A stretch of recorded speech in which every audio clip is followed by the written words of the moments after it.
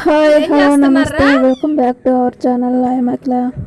Good morning time అండి. వాళ్ళు చూడండి పక్క కూడా తినకుండా ఎలా కొట్టుకుంటున్నారో తినేసి. వాళ్ళ అమ్మతో అలా కాసేపు ఆడుకుంటారండి ఉదయాన్నే.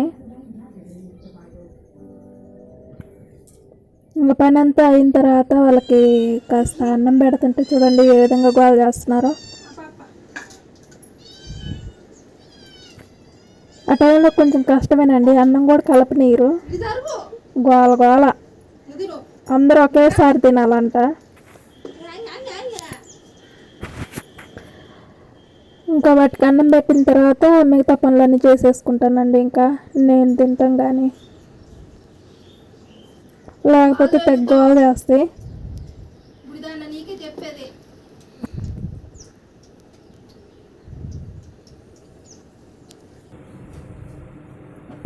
ఇంకా అమ్మ పనికి వెళ్ళిపోయారు, నాన్న ఉదయాన్నే వెళ్ళారనమాట పనికి. 4 గంటల ఆ టైంలో ఎరగడ్డి బండికండి వేరే ఊరి నుంచి వేసుకొని రావాలి. ఇంకా నాన్న వచ్చే టైం అయింది ఇంకా అని చెప్పేసి వచ్చేసి నీళ్ళు పోసుకుంటున్నారు. ఇంకా నాన్న కోసం అని చెప్పేసి నేను టిఫిన్ వేస్తున్నాను అనమాట. తీసి పని నుంచి వచ్చేసారు, ఎరగడ్డి బండికి కదండి పోయింది. ఇంకా స్నానం చేస్తున్నారు. ఇంకా అంతలోకి నేను దోశ వేసి పెడదామని చెప్పేసి వేసేసాను.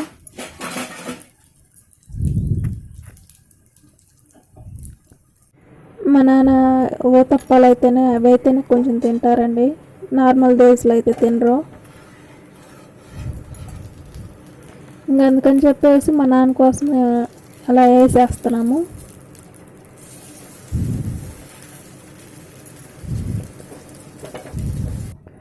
వేడిగా ఉన్నా కానీ తినరండి, కొంచెం చల్లారాలి కదా అని చెప్పేసి.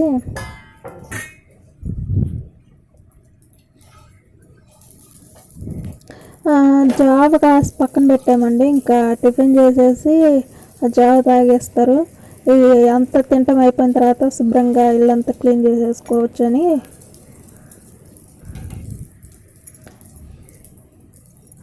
అవన్నీ అలాగే ఉన్నాయండి, ఇంకా ఏం తీయలేదు. అన్నీ అయిపోయిన తర్వాత శుభ్రంగా కడుక్కొని పక్కన పెట్టేసుకోవచ్చులే అని. దోశ రెడీ అయిపోయిందండి. ఇంకా మధ్యాహ్నానికి ఏం కూరగాయలు లేవండి, అందుకని చెప్పేసి ఉల్లిపాయ పచ్చెనగపప్పు వేసి కర్రీ చేసుకుందామని కట్ చేసి పెట్టాను. ఒక బంగాళదుంప ఉంది, ఇంకా అందుకని అది కూడా వేసేస్తున్నాను. నానబెట్టిన పచ్చెనగపప్పు అండి. ఈరోజు కూరగాయలు ఏం లేవు, అందుకని చెప్పేసి అమ్మ వచ్చేసరికి 1 ఆ టైం అవుతుందండి. అందుకని చెప్పేసి నేనే చేస్తున్నాను. తిరుమాత గిన్నెలో వేసేసుకున్నాను.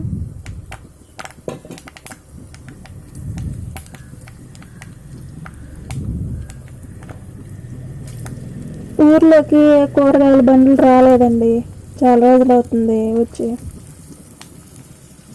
ఇప్పుడు టమాటాలు కొందామంటేనేమో రేట్ ఎక్కువ అయిపోయింది.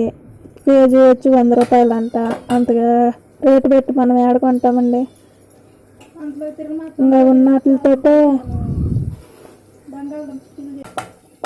అడ్జస్ట్ చేసుకుందామని చెప్పేసి ఈరోజుకి కర్రీ చేసేసుకుంటున్నాను. కట్ చేసుకున్న బంగాళదుంప ముక్కలు కూడా వేసేసుకుంటున్నానండి. బంగాళదుంప ముక్కలు కూడా వేసేసుకున్నాను. సాల్ట్ అండి, రుచికి తగినంత వేసుకుంటున్నాను.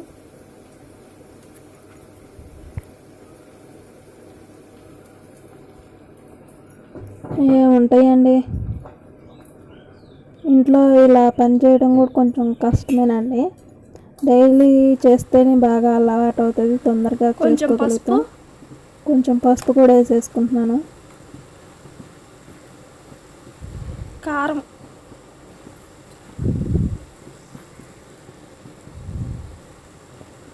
కొంచెం స్పైసీగా ఉంటే బాగుండుద్ది. ఇది చపాతీలకు కూడా బాగుండుద్దండి. వెల్లుల్లి రెమ్మలు ఎండబెట్టి స్టోర్ చేసుకుంటానని చెప్పాను కండి. అలా స్టోర్ చేసుకున్న కొబ్బరి పొడి అండి కొంచెం వేసుకుంటున్నాను. అవంతా నూరి పక్కన పెట్టేసుకున్నాను. ఇంకా పచ్చెనగపప్పు వేసుకొని కాసేపు ఉడికిన తర్వాత ఆ మిశ్రమాన్ని వేసేసుకుందామని చెప్పేసి పచ్చెనగపప్పు వేసేసుకుంటున్నాను ముందు.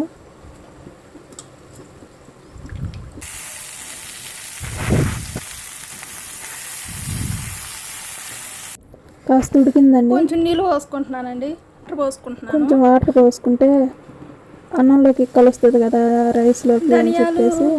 పొడి తర్వాత వేస్తానండి చివరిలో. ఇప్పుడు మటుకు అల్లము, చిన్నులపాయ, కొబ్బరి వేసిన పేస్ట్ దంచుకున్నాను.